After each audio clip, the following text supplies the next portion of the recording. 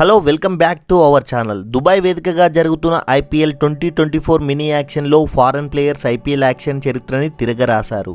And కేవలం అరగంట వ్యవధిలోనే రికార్డులపై రికార్డులు బద్దలు కొట్టారు. అండ్ అందరూ ఊహించిన విధంగానే Pat Cummins and Mitchell Starc ఈ ఇద్దరు ఆస్ట్రేలియన్ ప్లేయర్స్ మినీ యాక్షన్ని శాసించారు.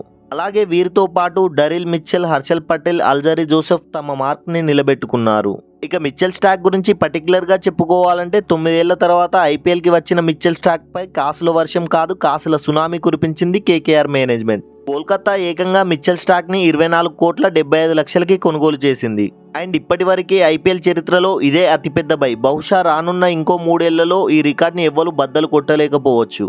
అండ్ ఇంతకుముందు 2023లో బిగ్ బై శామ్ కరన్ పేరు మీద ఉండేది. అండ్ అతన్ని పంజాబ్ కింగ్స్ 18 కోట్ల 50 లక్షలకి కొనుగోలు చేసింది. అండ్ ఇప్పుడు మిచెల్ స్టార్క్ ఈ రికార్డ్ని అవలీలగా బ్రేక్ చేశాడు. అండ్ మిచెల్ స్టార్క్తో పాటు ఆస్ట్రేలియాకి చెందిన ప్యాట్ కమిన్స్ పై ఎస్ఆర్హెచ్ 20 కోట్ల 50 లక్షలు స్పెండ్ చేసింది. అండ్ ప్రజెంట్ అయితే ఈ 2 Australian fast bowlers IPL action చరిత్రలో మోస్ట్ ఎక్స్పెన్సివ్ ప్లేయర్స్గా నిలిచారు. అండ్ వీళ్లతో పాటు డరెల్ మిచెల్కి చాలా భారీ ప్రైజ్ వచ్చింది. అన్ఎక్స్పెక్టెడ్గా ₹1 కోటి బేస్ ప్రైజ్తో వచ్చిన డరెల్ మిచెల్ని చెన్నై సూపర్ కింగ్స్ ఏకంగా 14 కోట్లతో కొనుగోలు చేసింది.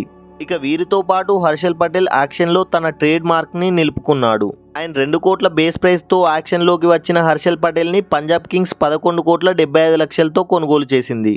ఇక ఫైనల్గా ₹1 కోటి బేస్ ప్రైజ్తో యాక్షన్లోకి వచ్చిన అల్జరీ జోసెఫ్కి లక్కు కలిసొచ్చిందనే చెప్పుకోవచ్చు. లాస్ట్ ఇయర్ గుజరాత్ టీంలో ఉన్న మ్యాక్స్ బెంచ్కే పరిమితమయ్యాడు. బట్ ఈ యాక్షన్లో అల్జరీ జోసెఫ్ని ఆర్సీబీ ఏకంగా 11 కోట్ల 50 లక్షలతో కొనుగోలు చేసింది. Anyway end of the day చూసుకుంటే మిచెల్ స్టార్క్ 24 కోట్ల 75 లక్షలతో కోల్కతాలోకి వెళ్ళాడు. అలాగే ప్యాట్ కమిన్స్ని 20 కోట్ల 50 లక్షలతో ఎస్ఆర్హెచ్ కైవసం చేసుకుంది. ఆ తర్వాత డారెల్ మిచెల్ని చెన్నై సూపర్ కింగ్స్ 14 కోట్లతో కొనుగోలు చేసింది. అండ్ హర్షల్ పటేల్ని 11 కోట్ల 75 లక్షలతో పంజాబ్ కింగ్స్ సొంతం చేసుకుంది. చివరిగా అల్జరీ జోసెఫ్ 11 కోట్ల 50 లక్షలతో ఆర్సీబీలోకి వెళ్ళాడు. సో ఈ వీడియో రికార్డ్ చేసే సమయానికి ఈ ఐపీఎల్ యాక్షన్లో ఈ 5 ప్లేయర్సే టాప్ 5 ప్లేయర్స్గా ఉన్నారు.